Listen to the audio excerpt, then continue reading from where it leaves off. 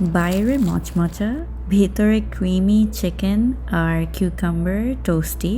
এটা আমি ক্যান্ডিফ্লস নামে একটা দোকানে বাংলাদেশে ছোটোবেলা যখন বড় হয়েছি তখন অনেক খেতাম। এটা আমি এখন বিদেশে এত বেশি মিস করি যে এই রেসিপিটা আমার ডেভেলপ করতে হয়েছে।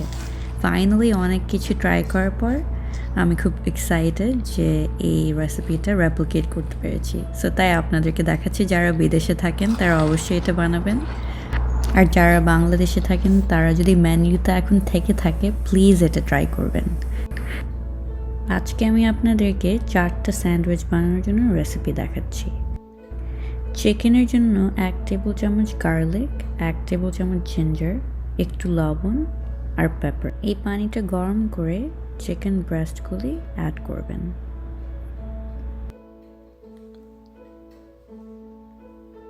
বারো মিনিট পরে চিকেনটা পুরোপুরি সেদ্ধ হয়ে গিয়েছে।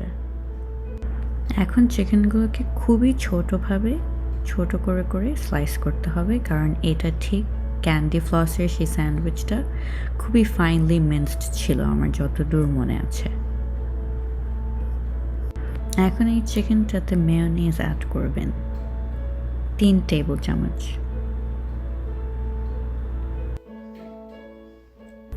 এখন এই মিক্সে একটু পেপার আর চিনি অ্যাড করে মিক্স করা শুরু করবেন। যেহেতু মিক্সচারটা অনেক থেক আর আমার মনে আছে যে অনেক লাইট ছিল, আমি একটু হাফ অ্যান্ড হাফ অ্যাড করছি। আপনারা মিল্ক বা ক্রিমও অ্যাড করতে পারেন। এখন একটা শসাকে স্লাইস করবেন। তারপর চিকেন স্প্রেড আর কিউকাম্বার দিয়ে একটু বাটার অ্যাড করে 2টা স্যান্ডউইচ রেডি করেছি। বাইরেও বাটার দিব। আপনারা দেখতে পাচ্ছেন একটাতে ক্রাস্ট, আমি 2ভাবেই ট্রাই করেছি, বাট আমি বলতে পারবো যে ক্রাস্টলেসভাবে স্যান্ডউইচ মেকারে দেওয়াটা বেটার প্রেজেন্টেশন আর ইভেন এন্ডস ক্রিয়েট করে, ঠিক দোকানের মতো।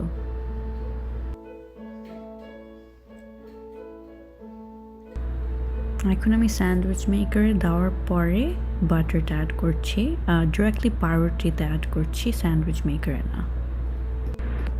এখন বেশি সময় না, 2 মিনিট পরেই এটা হয়ে যাবে। সব কিছু কুকি আছে, জাস্ট পাউরুটিটা টোস্ট করে সিল করার জন্য স্যান্ডউইচ মেকারটা ইউজ করলাম।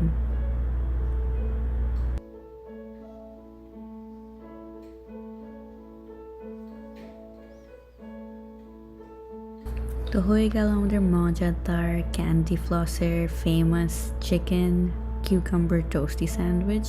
ফেমাস নাকি না জানি না, বাট আমার কাছে এটা খুবই প্রিয় ছিল ছোটোবেলা।